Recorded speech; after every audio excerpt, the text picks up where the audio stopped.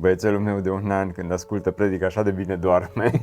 Este pentru prima dată când un băiețel de 1 an și câteva luni ascultă predica și este atent. Ai văzut că ți-am trimis videoclip? La masă câteodată, de cât ia mâncarea și să o arunci, îi punem câte ceva. Și am zis, bă, stai o secundă.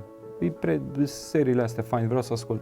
Deci stătea acolo focalizat și m-am bucurat mult. Sunt un om simplu și viața mea sau povestea vieții mele este una, zic eu, destul de simplă, dar bineînțeles fiecare poveste de viață are farmecul ei. Au fost multe ocazii de genul acesta, Andrei, în care mergeam împreună cu colegii la biserici la țară și în aceste ieșiri am început să dăm îndemnuri, să îi încurajăm pe oameni și colegii mă încurajau: Cristi, uite, vorbește tu acum, sau spune tu, sau pregătește-te. Și desigur au fost începuturi modeste. Am fost acolo din 2006 până în 2009 am început BBSO. Uite,